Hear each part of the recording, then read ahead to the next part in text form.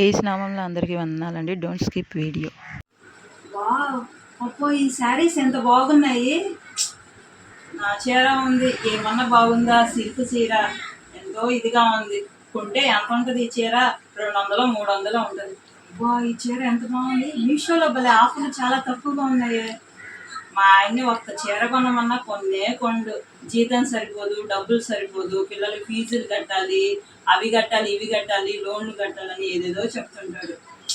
చూడడం వరకే కానీ ఒక చీర అయినా నా మొహానికి కొనుక్కుంది లేదు, కట్టుకుంది లేదు. అదే ఆ పక్కింటి శారమ్మ రోజుకు ఒక చీర కట్టుకొని తిప్పుతా ఉంటుంది. ఆదివారం చర్చికి కూడా 1000 రూపాయలు లేనిదే చీర కట్టుకునే రాదు.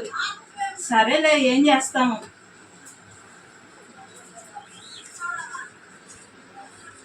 జుట్టు అంతా కొంచెము తగ్గిపోతుంది.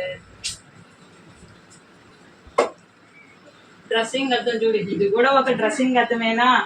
అదే ఆ పక్కింటి వినీలా ఇంట్లో అయితే ఇంత పెద్ద డ్రెస్సింగ్ అద్దం ఉండిద్ది. ఇక్కడైతే ఎన్ని పౌడర్లు ఉంటాయి, ఎన్ని షాంపూ బాటిల్ ఉంటాయి, ఎన్ని సెంటు బాటిల్ ఉంటాయి. ఇది ఒక డ్రెస్సింగ్ అద్దమేనా? ఎప్పుడు కొంటామో ఏంటో.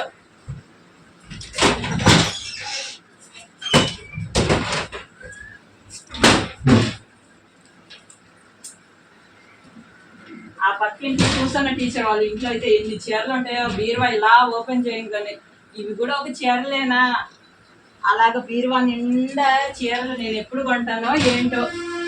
ఏ ఫంక్షన్కి వెళ్ళినా, ఏ పార్టీకి వెళ్ళినా సరైన చీరలాగా కొన్నిసార్లు వెళ్ళలేకపోతున్నాను. ఏంటో, దేవుడు నన్ను ఎప్పుడు కరుణిస్తాడో ఏంటో. ఇది ఒక ఫ్రిడ్జేనా? ఆ పక్కింటి హవీలా అంట్లో అయితే డబల్ డోర్ ఫ్రిడ్జ్ ఉండిద్ది. ఈ ఫ్రిడ్జ్ ఎంత పెద్దగా ఉండిద్దో, అన్నీ పెట్టుకోవచ్చు. దీంట్లో చూస్తే టమాటాలు, బెండకాయలు, చిక్కుడుకాయలు తప్ప ఏమీ ఉండవు. ఒక మిరిండానో, థమ్సప్, ఫ్రూట్స్ ఏవి ఉండవు. ఈ ఫ్రిడ్జ్ తెరిస్తే అసలు తెరవాలనే అనిపించదు. ఈ టీవీ ఒకటి ఎప్పుడు దుమ్ము పెడతా ఉంటుంది. ఇది ఒక టీవీయేనా? మా వనాంటోళ్ళ ఇంట్లో అయితే ఇంత పెద్ద టీవీ ఉండిద్ది. ఇది ఒక టీవీయేనా? మంచి టీవీ కొనుక్కుందామండి, చూడడానికి బాగుండిద్ది అంటాను. కొండు వనాంటి వాళ్ళ ఇంటికి వెళ్తే టీవీ అసలు ఎంత పెద్దగా ఉంటుందో అలాగే చూడాలనిపిస్తుంటది. ఏందో ఈ టీవీ. అబ్బా, ఏంది కూర్చుకుంటుంది? ఇది కూడా ఒక సోఫానే. ఆ పక్కింటి మేరీ అంటోళ్ళ ఇంటికి వెళ్తే ఎంత పెద్ద మంచి సోఫా ఉండిద్ది. అలా సోఫాలో కూర్చుంటే మెత్తగా బాగా ఉండిద్ది. కుషన్స్ కూడా ఎంత బాగుంటాయో. మంచి డబుల్ కట్ మంచిగా ఉండిద్ది. ఇవన్నీ కొంచెం లోన్ పెట్టుకొని కొనండి అన్నా కూడా ఎప్పుడు కొండు. ఎవరైనా గెస్ట్లు వస్తే ఈ సోఫా మీద కూర్చోమని చెప్పడానికి కూడా నాకు సిగ్గేస్తుంది బాబాయ్. ఏం సోఫానో ఏంటో.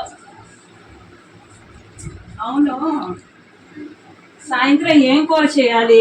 మన బైబుల్లో చందా చేసి డబ్బులు పెట్టాను. సాయంత్రం కూరగాయలకు కావాలి కదా. ఏంది ఇక్కడ ఏదో వాక్యం కనిపిస్తూ ఉంది. ఎందుకనగా ధనాపేక్ష సమస్తమైన కీడులకు మూలము, కొందరు దానిని ఆశించి విశ్వాసం నుండి తొలగిపోయి నానా బాధలలో తమను తామే పొడుచుకొని. అమ్మో బాబాయ్, ధనాపేక్ష సమస్తమైన కీడులకు మూలమా? అమ్మ బాబోయ్, ఇదేంది ఈ వాక్యం ఇలా చూపించాడు దేవుడు నాకు? ఇక్కడ కొన్ని డబ్బులు ఉన్నాయి, కూరగాయలు కొన్ని తీసుకొని ఒక థమ్సప్ తెచ్చుకొని ఈ ఎండకి తాగాలమ్మా, లేకుంటే ప్రాణము అస్సలు బాగుండట్లేదు. ఇదేంటి వాక్యము? ధనాపేక్ష లేని వారై మీకు కలిగిన వాటితో తృప్తి పొంది ఉండుడి. ధనాపేక్ష గురించి బైబిల్లో దేవుడు చాలా లేఖనాలు బయలుపరిచి ఉన్నాడే. డబ్బులు పెట్టిన దగ్గర అంతా ధనాపేక్షే ఉంది. నిజంగా ధనాపేక్ష లేని వారే ఇచ్చిన దాంట్లో తృప్తిగా ఉండమని దేవుని వాక్యం సెలవిస్తూ ఉంది. నేనైతే నాకు దేవుడు ఫ్రిడ్జ్ ఇచ్చాడు, బీరువా ఇచ్చాడు బట్టలు పెట్టుకోవడానికి, టీవీ ఇచ్చాడు, కూర్చోడానికి సోఫా ఇచ్చాడు, అన్నీ ఉన్నాయి. కానీ నేను నా దగ్గర ఉన్నదాన్ని బట్టి నేను సంతోషించకుండా, దేవునికి కృతజ్ఞతలు తెలపకుండా, లేని వాటి కోసం వాళ్ళ ఇంట్లో ఉన్నాయి, వీళ్ళ ఇంట్లో ఉన్నాయి, అలాంటివే నాకు కావాలని నేను ఎంత స్వార్థంగా ఆలోచిస్తున్నాను. ఇవి లేని వాళ్ళు కూడా మట్టి గుడిసెలో ఉండేవాళ్ళు, పెంకిళ్ళలో ఉండేవాళ్ళు ఎంతమంది ఉన్నారో. నాలాగా ఎంతమంది ఇలా ఆలోచిస్తున్నారు.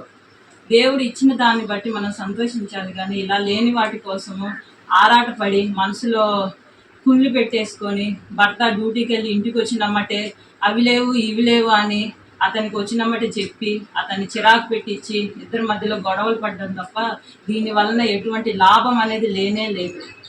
ప్రభువా, నిజంగా నాకైతే మంచి వాక్యాన్ని నాకు బయలుపరిచి దీని ద్వారా నాకు గొప్ప జ్ఞానాన్ని దయచేసి ఉన్నావు ప్రభువా. నాలాంటి స్త్రీలు అవి లేవే ఇవి లేవే అని గృహంలో ఎంతోమంది వాళ్ళ భర్తలను పీడిస్తున్నారు. అటువంటి భార్యలందరినీ మీరు మార్చండి. మొదటిగా నన్ను మార్చి నాకు బుద్ధి జ్ఞానాన్ని దయచేసి ఆత్మీయ కుటుంబాన్ని కట్టుకునే స్త్రీగా నన్ను చేయమని ప్రభువా నీ సన్నిధిలో దేవా ఎల్లవేళలనైనా నువ్వు నాకు ఇచ్చిన దాన్ని బట్టి నీకు ఎల్లవేళలా కృతజ్ఞతలు తెలిపే కుమార్తెగా నన్ను చేయమని అడుగుతున్నాను దేవా. సహాయాన్ని దయచేయండి. ఆమేన్.